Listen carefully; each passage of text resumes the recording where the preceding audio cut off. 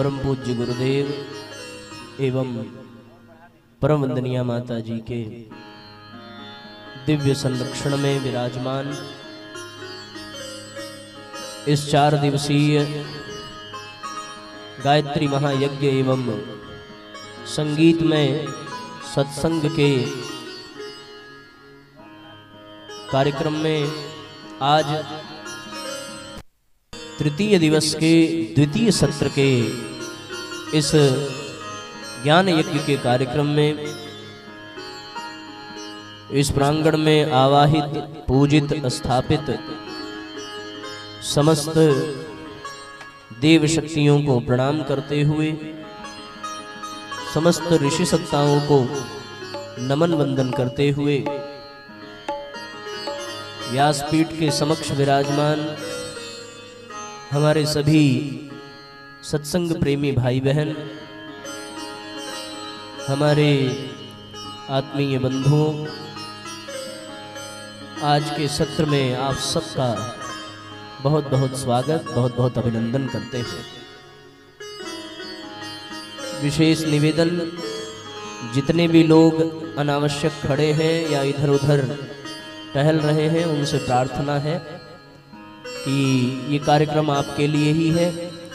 यदि कोई विशेष जिम्मेदारी ना हो तो शीघ्रतापूर्वक पंडाल में आकर के अपना स्थान ग्रहण कर लें, अन्यथा आप स्वयं भी न सुनेंगे और अपने साथियों को भी सुनने नहीं देंगे। सब शीघ्रतापूर्वक अपना स्थान ग्रहण कर लें। हमारे जो कार्यकर्ता भाई हैं उन सबसे भी निवेदन है कि सारे क्रियाकलाप व्यवस्थित करके वे सब भी अपना स्थान ग्रहण करें।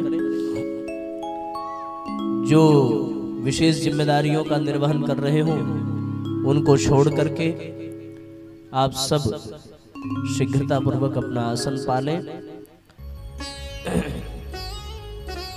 साथियों, स्वास्थ्य थोड़ा सा आज गड़बड़ हो गया है, थोड़ी लग गई है सर्दी, तो उसके प्रभाव से यद्यपि गुरुदेव की कृपा से काम तो प्रभावित नहीं होगा, फिर भी आप सबको बताना भी आवश्यक है। जैसा कि आप सबको विदित है कि आज यहाँ दीप यज्ञ का कार्यक्रम हम सभी संपन्न करने जा रहे हैं। साथियों, इस संसार में एक भी तत्व ऐसा नहीं है जो स्थिर हो, सब में गति है। जैसे परिवर्तन प्रकृति का नियम है, उसी तरीके से गति प्रकृति का परिचय है और क्रिया प्रकृति का स्वभाव है। ये स्वभाव है कि प्रकृति के द्वारा कुछ न कुछ घटित होता रहता है। परिवर्तन तो नियम ही है, ये हम सब जानते हैं। जो आज है वो कल नहीं रहेगा, जो कल है वो परसों नहीं रहेगा। इसी प्रकार ये चक्र चलता रहता है। जीवन में कभी सुख है तो कभी दुख है, कभी अनुकूलताएं हैं तो कभी प्रतिकूलताएं हैं, कभी प्रसन्नता है तो कभी कष्ट भी है।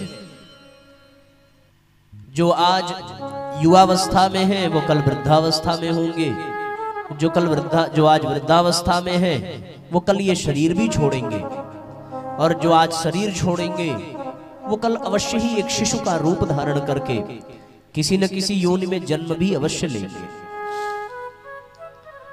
केवल प्राणियों की ही बात नहीं है, जितने भी जड़ पदार्थ हैं वे सब भी गतिशील हैं। वैज्ञानिक ये कहते हैं कि जितने भी इलेक्ट्रॉन हैं, जितने भी प्रोटॉन हैं, जितने भी न्यूट्रॉन हैं, उन सब में हलचल है, कुछ भी स्थिर नहीं है। हमारे शरीर में यदि हम सोए भी हैं तो शरीर भले स्थिर हो जाए, पर उसमें भी अंदर अंदर क्रिया चलती रहती है। हमारे नस नाड़ियों में रक्त दौड़ता रहता है, हमारे हृदय की धड़कन धड़कती रहती है, हमारी नासिका श्वास लेती और छोड़ती रहती है, हमारे फेफड़े हमारे फुफ्फुस अपना कार्य करते रहते हैं, हमारे भीतर नई नई कोशिकाएं जन्म लेती रहती हैं, पुरानी कोशिकाएं मिटती रहती हैं।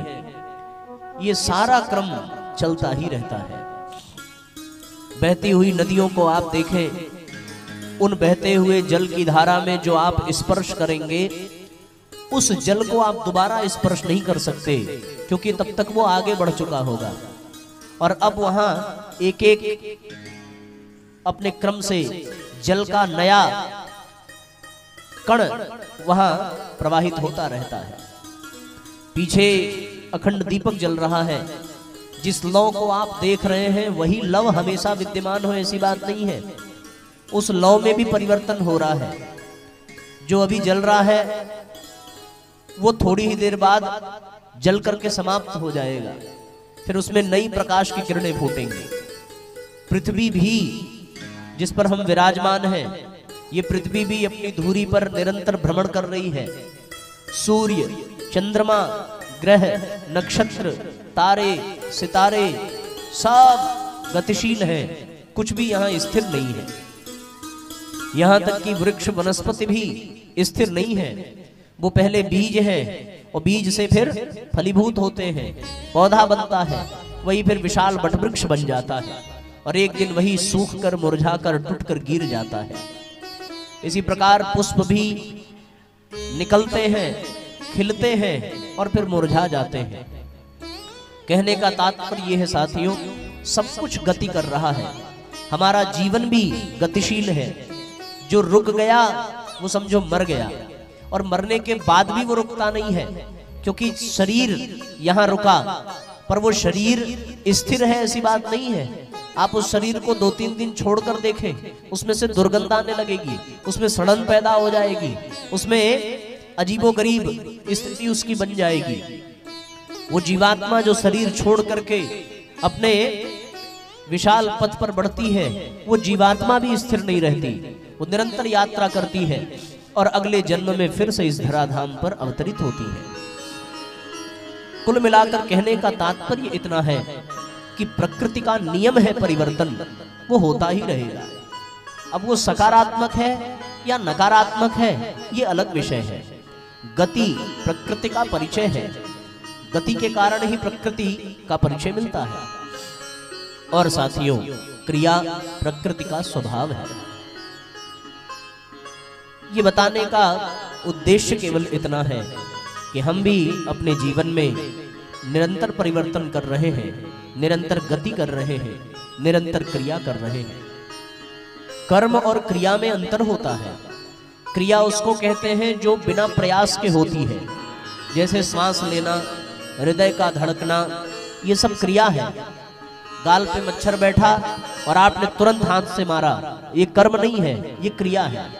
हाँ, आपने उस मच्छर को देखा और देख करके प्रयत्न पूर्वक मारा, माने जिस काम में आपकी इच्छा जुड़ जाए, आपकी भावना जुड़ जाए, आपके विचार जुड़ जाए, आपका संकल्प जुड़ जाए, वही क्रिया कर्म बन जाती है। तो प्रकृति का जो स्वभाव है वो कर्म नहीं है। कर्म तो हमें करना पड़ता है प्रयत्न पूर्वक, लेकिन उसका जो स्वभाव है वो साथियों क्रिया है। ऐसे संसार में हम हैं जो परिवर्तनशील है, जो गतिशील है, जो क्रियाशील है।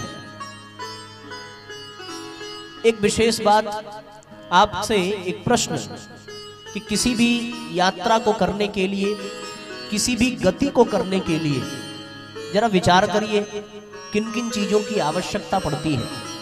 चलिए इस पर जरा दिमाग पे जोर लगाइए और आप बताइए।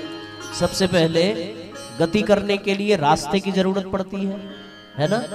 जिस रास्ते पर हम गति करेंगे, चलेंगे, उस रास्ते की जरूरत पड़ेगी। दूसरा, उस रास्ते में प्रकाश की जरूरत पड़ेगी। अंधकार में चल पाओगे?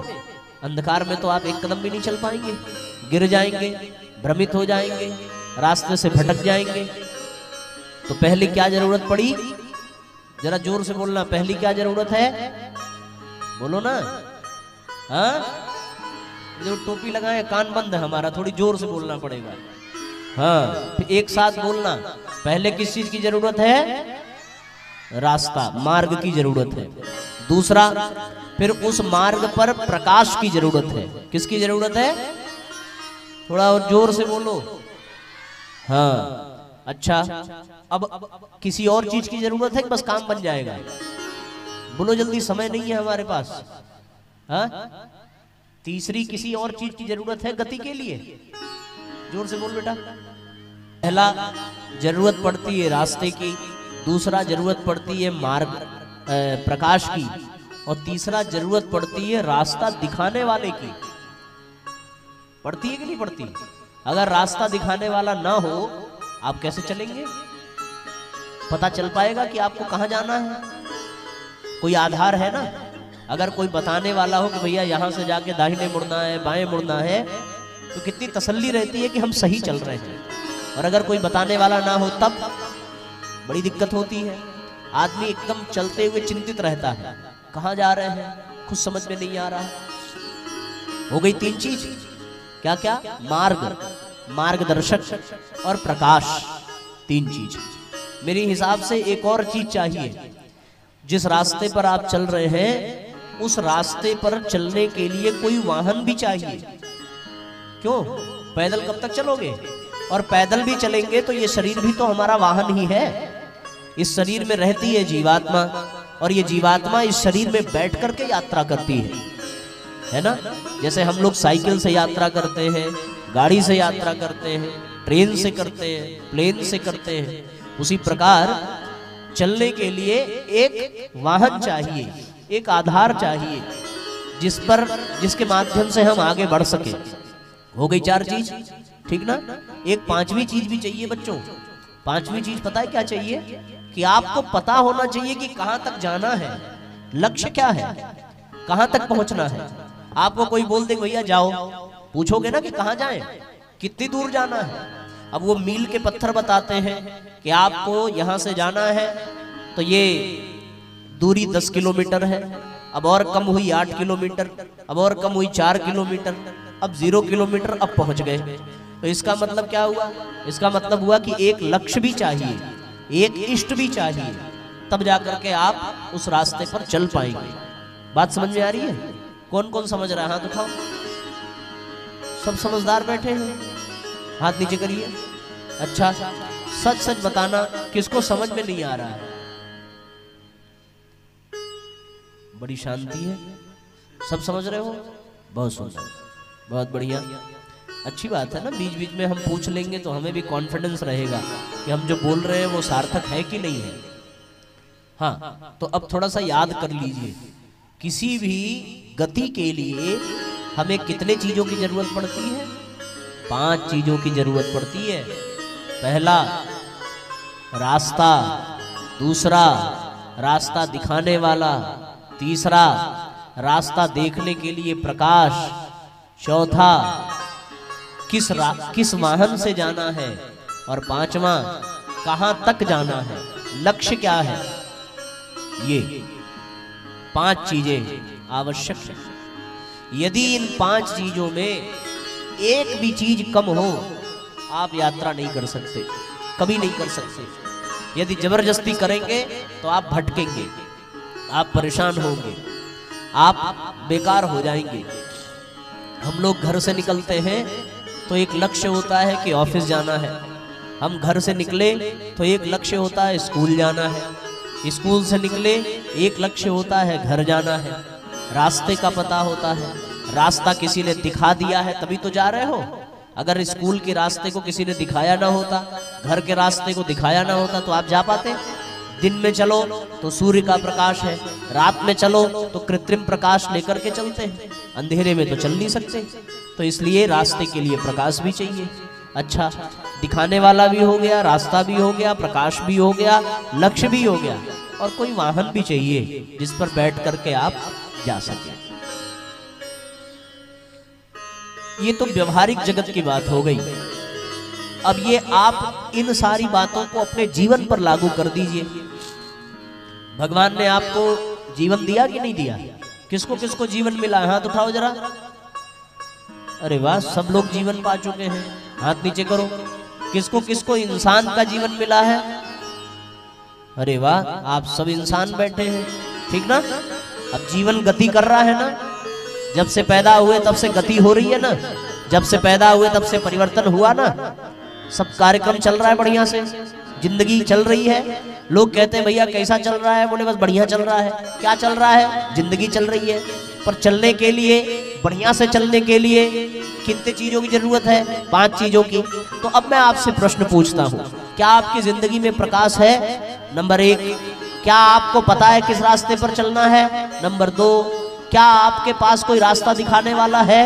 नंबर 3, क्या आपके पास कोई वाहन है चलने के लिए? नंबर 4, क्या आपका कोई लक्ष्य है कि कहां तक जाना है? बिना लक्ष्य के जीने वाला व्यक्ति इंसान नहीं, पशु होता है। बिना प्रकाश में चलने वाला इंसान केवल ठोकर खाता है।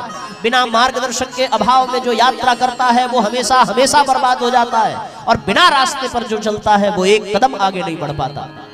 तो अब पूछो अपने आप से, जीवन से पूछो अपने, क्या आपके जीवन में प्रकाश है? क्या आपके जीवन में रास्ता दिखाने वाला है? क्या आपके जीवन में कोई रास्ता है? क्या कोई लक्ष्य है? क्या कोई वाहन है? प्रश्न सुनने के बाद उत्तर क्या निकलेगा? साहब, जीवन में प्रकाश नहीं है। जीवन में किस रास्ते पर चलना हमने नहीं सोचा। जीवन में रास्ता दिखाने वाला कोई गुरु भी नहीं है। जीवन में कोई लक्ष्य भी नहीं है। हमारा कोई इष्ट भी नहीं है। हम किसी कोई इष्ट बनाते हैं तो फिर बदल भी देते हैं। कभी शंकर भगवान की पूजा में लग गए, कभी कृष्ण भगवान को इष्ट बना लिया, कभी दुर्गा जी को इष्ट बना लिया, कभी गुरु जी को इष्ट बना लिया। ऐसे भटक रहे हैं और फिर वाहन भी नहीं है, बात बिगड़ जाती है, ठीक है ना। जीवन तो बड़े भाग्य से मिला था। एक एक पल जीवन का मूल्यवान था। जिन लोगों ने जिंदगी पाई, जिन लोगों ने जिंदगी को जीना प्रारंभ किया, जिनकी जिंदगी गति करने लगी, उनके पास ये 5 चीज होनी चाहिए। और नहीं है तो फिर हमारा जीवन बेकार है कि नहीं? बोलो। जिसके जीवन में प्रकाश न हो, स्वाभाविक है अंधकार होगा। जिसका रास्ता क्लियर न हो, उसके जीवन में भटकाव होगा। कभी वो आकर्षण में भटकेगा, कभी विकर्षण में भटकेगा, कभी प्रलोभन में भटकेगा, कभी कुसंस्कारों में भटकेगा, भटकता चला जाएगा। बोलो, स्पष्ट हो रही है बात?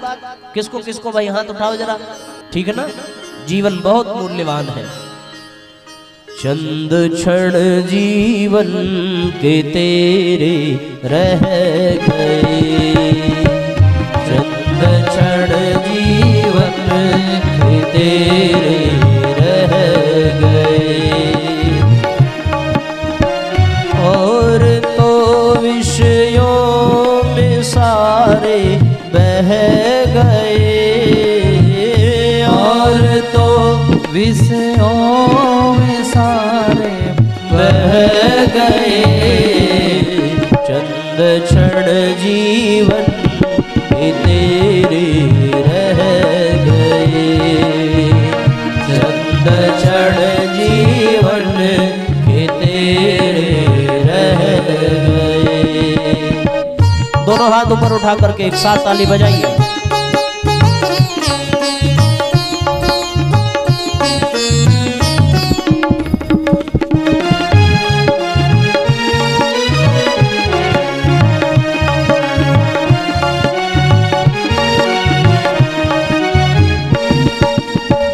जाने कब जाना पड़े तन छोड़ कर, जाने कब जाना पड़े तन छोड़ कर, ओ इष्ट मित्रों से सदा मुँह मोड़ कर, इष्ट मित्रों से, गाइए साथ साथ में गाइए, मोड़ कर, जान कर अनजान तुम क्यों बन गए, जान कर अनजान तुम क्यों बन गए, और तो विषयों में सारे बह गए, चंद क्षण जीवन के तेरे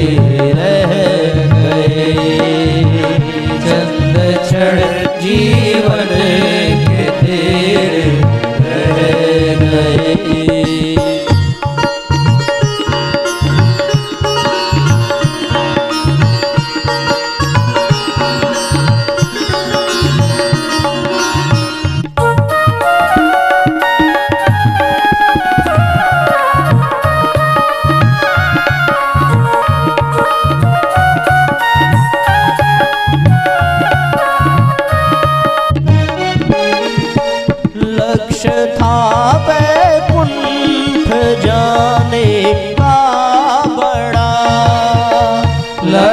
था बैकुंठ जाने का बड़ा, जिस समय में गर्भ में था तू पड़ा, जिस समय गर्भ में था तू पड़ा। लक्ष्य क्यों अपना भुला कर रह गए, लक्ष्य क्यों अपना भुला कर रह गए। और तो विषयों में सारे बह गए, और तो विषयों में सारे बह गए। चंद छड़ जीवन के तेरे रह गए, चंद छड़ जीवन के तेरे रह गए।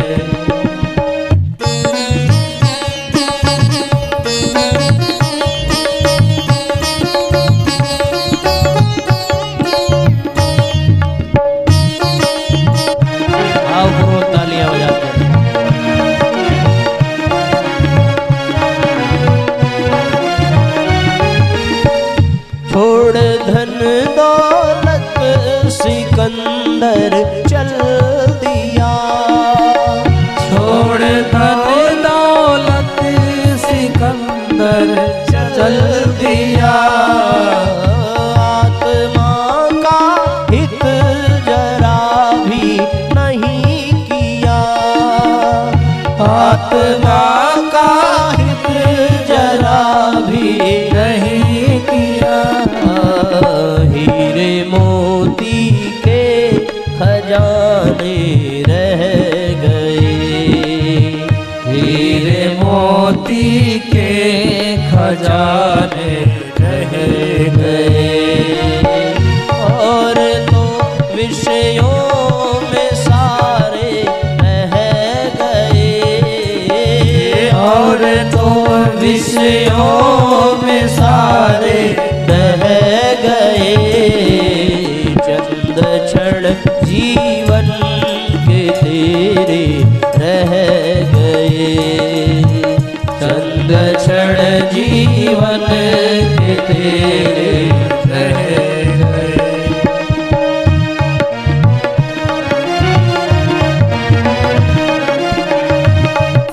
हरि बोल। बजाते रहिए, ताली बजाते रहिए ऐसे। हाँ,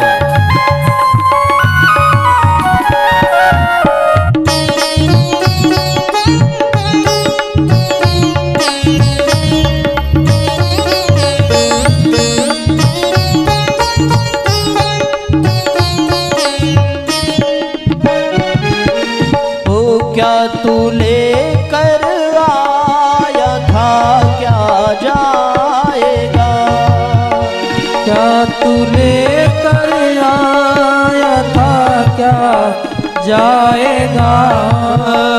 तन भी एक दिन खाक में मिल जाएगा, तन भी एक दिन खाक में मिल जाएगा। देह भी है गेय ज्ञानी रह गए, देह भी है गेय ज्ञानी रह गए। और तो विषयों में सारे बह गए, और तो विषयों में सारे बह गए। चंद छड़ जीवन के तेरे रह गए, चंद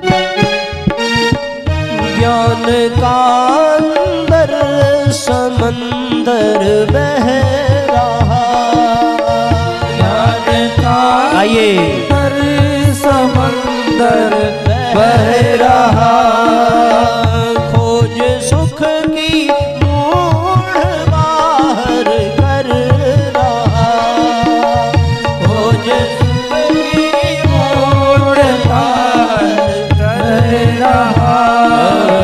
क्यों चिदानंद व्यर्थ में दुख सह रहे, क्यों चिदानंद व्यर्थ में दुख सह रहे।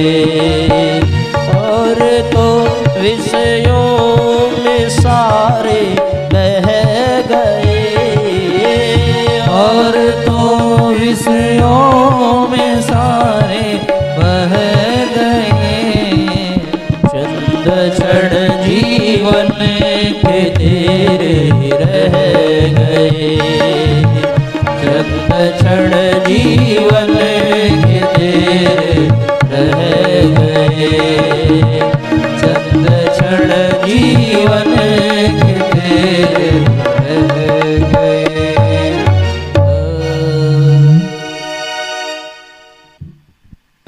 जीवन के कुछ ही पल बचे हैं। महाराज परीक्षित को तो पता भी था कि 7 दिन के बाद मरना है। हमारे साथ 7वें सेकंड में क्या हो जाए हमें इसकी जानकारी नहीं है किसी को पता कि 7वें सेकंड के बाद उसके साथ क्या होगा? किसी को कुछ भी पता नहीं है। किसी के साथ कुछ भी कभी भी हो सकता है।